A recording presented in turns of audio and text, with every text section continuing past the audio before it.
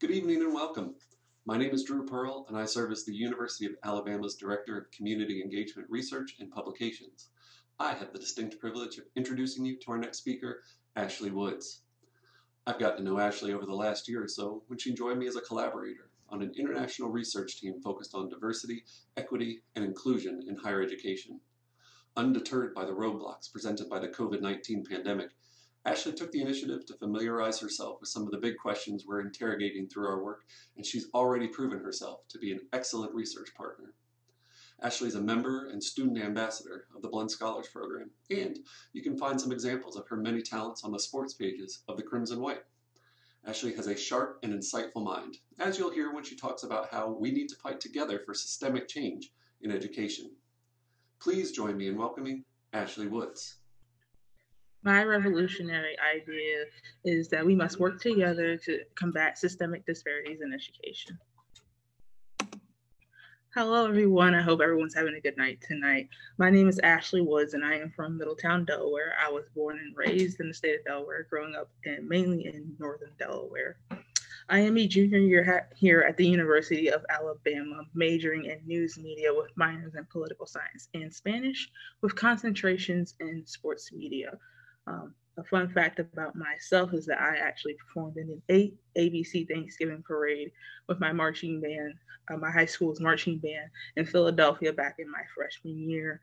When I was in high school, I was very involved in the music arts. I was in marching band for all 4 years. In my freshman year, I got the honor and privilege to perform with the other high school in the school district to perform in Philadelphia, and it was really fun. So today I want to talk to you guys about fighting together against, systemic disparities in education. And this is something that's very near and dear to my heart because I've had firsthand experience on what it's like to have to be on the back end of dealing with these issues that we have in our system today. So the core of my talk today is we're going to talk about it takes a village. There is an old saying that goes, "It takes a village to raise up a child," and that statement holds very true to what this conversation is going to be about today. So when I was growing up in Delaware, although Delaware is up at the top of education funding and education, there are a lot of poorly funded districts in the state of Delaware, and just kind of the learning environment was really hard to get a really good education. There was class sizes of about 40 kids. There was always issues about having enough teachers and if the teachers were qualified in the subject that they were teaching, having enough books or having enough desks or computers for kids. And so really I had a community system with my parents and different members in the church that I was involved in, and just many clubs that I was involved in the community, and the fight they really had to go through to try to make sure that I got the education that I was promised living in America. And just the fight that they had to go through was just really hard. I mean, going to school board meetings and being told that their hands are tied when it comes to funding by the school board members, asking for proper funding in the referendums, making sure I had books and school supplies and Wi-Fi and all the things that you need to be a successful student. It was really hard for me to really perform well because on top of that, sometimes in my life there were personal things that I were going through that was really hard for me to navigate. And on top of that, I had a really hard time just getting a basic quality education. So it was really hard for me to focus on school because I had so many things that I had to divide my attention to. And that's really hard for a kid, especially when you're just a kid and you don't know really how to deal with these issues. You really just want to go to school, get your schoolwork done, get home and watch TV. So you don't really need to deal with the outside issues. And so when we need to start doing it, just kind of create this village. And I was talking to you about what it's like to have a village that is really supportive in my next slide.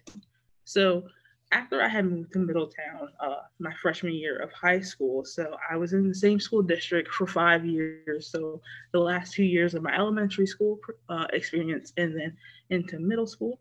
And throughout middle school, I was in the Christina School District, and that was a school district that dealt with a lot of issues I'm talking about today with education reform and just proper funding and having the right resources.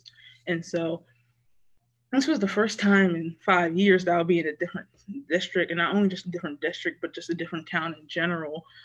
Before then, I hadn't lived past Newark, Delaware, and Newark and Middletown are about 15 minutes apart, but there's just a vast difference in the city and just the life that we live in there. And there's also a difference in the education quality. And so going throughout high school, I never really had to worry about whether the teacher was qualified in their subject, if I had enough teachers, if there was going to be a large class size and I wouldn't be able to learn as well because I don't learn as well in larger class sizes. And so seeing these different scenarios really opened my eyes because I knew from personal experience what it was like to deal with some of the stuff I'm talking about today. It created a newfound passion for me to push for change because kids should not have to deal with this stuff.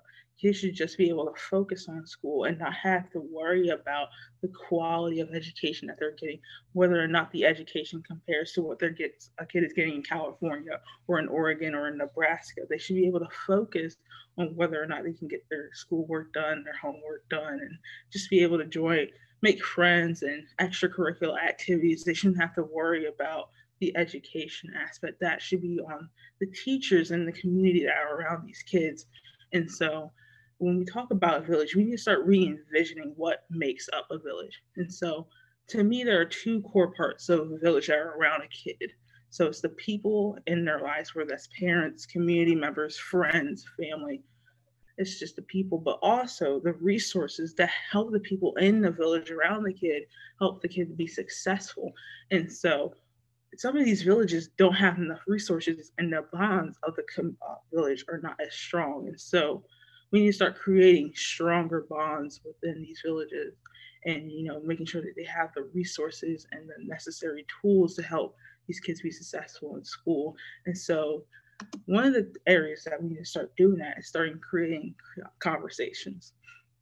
In order to create conversations, we need to know the issues that we're talking about. Because if we're starting a conversation, but we have no substance to it and we don't know what we're doing, we're not going to be able to come to a central idea and a central focus about why these issues exist and how we can combat these issues. So some of the different issues that arise with education reform is funding of different school districts and poverty rate among public school children versus non-public school children, whether that's magnet, charter, private school. So in a study that Auburn University did in 2015, they found that 88% of students went to public schools and 12% went to private schools, but the 12% of the kids made up of 171% of the income in that certain area. And what you see with that is that a lot of kids that are in the public school system are impoverished, and that also because of most of the income is within that 12%, and that 12% is going to private schools. The private school kids or parents are not funding the public schools because their kids are not in there. And that's really a big issue, because that comes to an issue of compassion and empathy for other people. You need to put yourself in these other kids' shoes, and not just the kids' shoes, but the parents and the people around them, the village that is around these kids.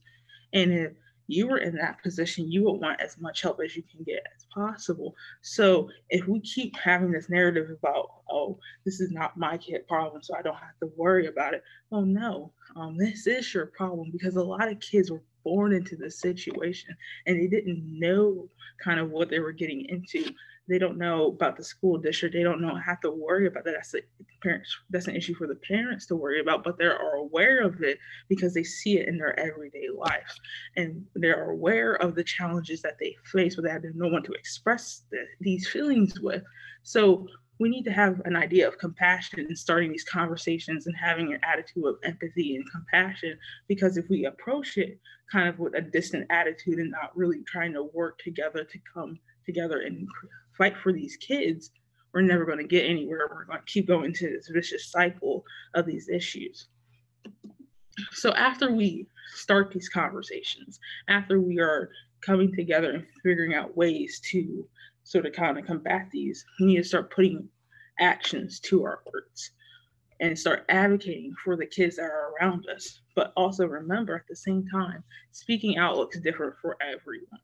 It took a long time for me to start asking these hard questions and start doing research about why these kids and why this system is hurting different kids and more hurting kids more than other kids. And it was just really hard for me to grapple why in a society where we value higher education and getting the highest education that we can to succeed, why are some kids suffering more than others simply because of what's going on in their health, in their house, or in their personal life.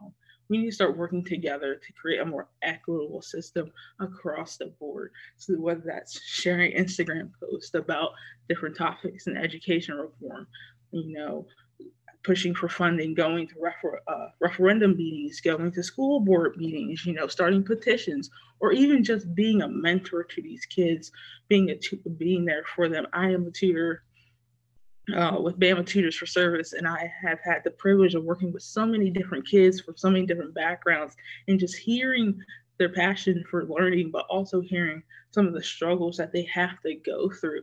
It's just really like jaw dropping and heartbreaking, because these kids should not have to go through this. These kids should be able to just focus on their passion for learning and just be there and be in the moment and just be in school and just focus on what they need to do to get through school. So we need to start challenging the system more. We need to be on the front lines for these kids, because these kids cannot fight this battle alone, nor should they have to fight this battle alone. So pushing for education reform is not easy, as I stated before. However, it is needed for these kids' future. Like I said earlier, we can't keep pushing the goal of getting the highest education that we can possibly get if we are hindering these kids, and if we keep pushing the finish line further away from certain kids. So without the push, without the fight, these kids will continue to struggle for basic educational needs, and this cannot happen anymore if we are really trying to promote proper and equitable education. Thank you.